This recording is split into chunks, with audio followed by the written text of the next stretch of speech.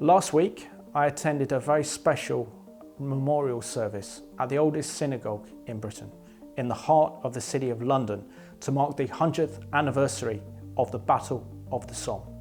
This was to honour and remember the incredible sacrifice made by the Jewish community in the First World War. The theme of the service was "We Were There Too" and was organised by London's Jews in the First World War. The Battle of the Somme took place on the 1st of July 1916, known as the bloodiest day in British military history that was fought in the battlefields of northern France, where more than 100,000 British troops went over the top. That resulted in over 20,000 deaths and 57,470 casualties. The battle began a week before when the Allies bombed the German trenches with heavy artillery for 7 days. The British generals believed that a week of heavy bombing would weaken the German forces, but the Germans dug deep into their trenches to avoid casualties on their side. This was a surprise to the British and the French forces as they advanced to the German trenches. They were mowed down by German machine gun fire, which would be remembered as the bloodiest day in the history of the British Army. For 5 long months, the British and French armies fought the Germans in a brutal war of attrition across a 15-mile front. At the end of this deadly British and French offensive to break the German lines, a total of over 1 million men were either dead or wounded on both sides.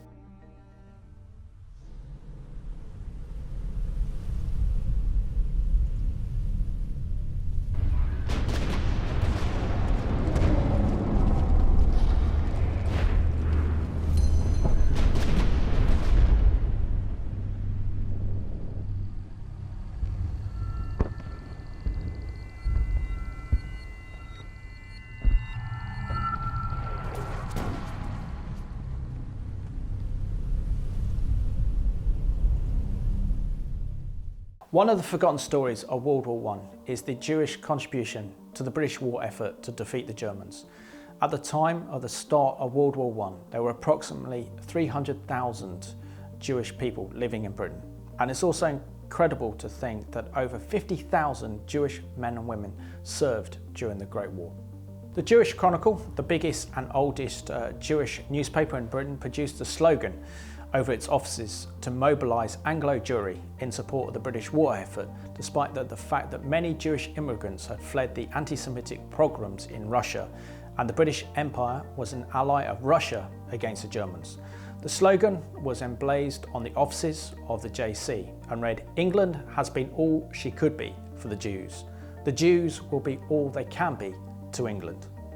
A number of tributes were made to the Jewish soldier and Glasgow-born Lieutenant Edwin Schofield of 219 London Regiment, who was killed on the 2nd of September 1916. Captain Fred Ward wrote to his mother and wrote the following: "I have had your boy with me for 3 months now. He is a terrible loss to me. My respect for him I cannot express. His cool, enduring courage, his personal example, and his ever cheerful disposition were to us such a blessing and an asset. We can never replace him. Second Lieutenant Harris of my company has gone out to see him buried and make the best arrangements possible to fulfill the requirements of your religious faith. Mr. Harris is a Jewish soldier and a good fellow. I immediately wrote to the Jewish chaplain of the forces to officiate. Fortunately, he was in a town about 5 miles away. I've instructed Mr. Harris to do all he thinks you would require, also to arrange a suitable tablet to be erected so that you'll be able to make later arrangements.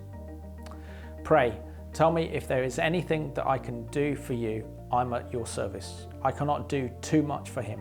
He has done so much for me. As one example of his unselfishness, he was good enough to allow me through his junior to supersede him. He then asked to come and join my company. This letter is one of the many appreciating British soldiers who died fighting for king and country in the trenches of France and Belgium. When the war broke out in 1914, Jews rushed to join the armed forces, and before the passing of the Military Service Act in 1916, some 10,000 had joined, including 1,400 officers. By the end of the war, it's believed that around 41,100 Jewish people served in the armed forces. Anglo Jewry contributed about 13.8% to the armed forces compared to 11.5% of the general population. This is an incredible reminder to us all of the Jewish involvement in the war effort and their loyalty and commitment to the King and the British Empire. I felt very privileged and honoured to attend this remembrance service at the Bevin Synagogue in the heart of the City of London. Firstly, I was extremely impressed to see the presentation of the new website that was launched. This is a unique project that captures, records and preserves the impact, experience and contribution of London's Jewish communities during the First World War era. The website brings history to life. In the synagogue, I sat down looking at the beauty of the oldest synagogue in Britain that was built in 1701 for the Sephardi Jewish community, those of Eastern origin. The synagogue had a beautiful dark wooden seating and gold candelabras. I thought it was amazing that the Jewish people have been worshipping God here for over 300 years. After Rabbi Manasseh ben Israel from Amsterdam put his famous petition to Oliver Cromwell in seeking his permission from the Lord Protectorate to ask to worship freely and also acquire land for a cemetery. In response, he gave a verbal guarantee to the Jews that they were allowed to profess their faith openly for the first time since their expulsion by King Edward I in 1290. At the service, all sections of Britain's Jewish community were represented in a demonstration of unity to remember the great sacrifice made by Jewish soldiers fighting alongside their British compatriots. I was personally very moved by the service and seeing current Jewish officers in our armed forces today remembering those who were killed during World War I. I was touched by some of the poems that were read that made you think of what those poor soldiers had to endure on the trenches that could only be described as hell on earth. When the rabbis addressed the congregation, they spoke about their gratitude for this nation, and they describe this nation as a benevolent and a blessed land that has provided them with a place of sanctuary for the Jewish people fleeing persecution. Psalm 121 was read out in Hebrew.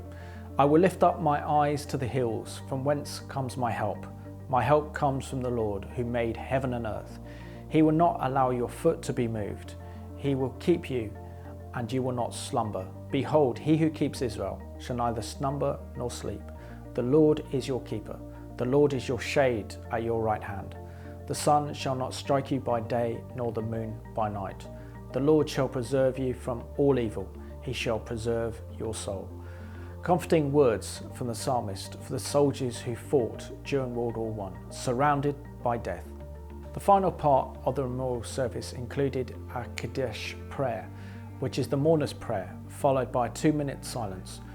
Prayers were made for Her Majesty the Queen and the royal family and our political leaders, followed by the playing of the British national anthem. At a time of rising Jew hatred in Britain and Europe, it's important to acknowledge and remember the incredible Jewish contribution to British life. At a time when we remember the Battle of the Somme and the British soldiers who sacrificed their lives for the sake of our freedom from German imperialism, we need to remember and thank the Jewish community as well. After all, the Jewish people were there too.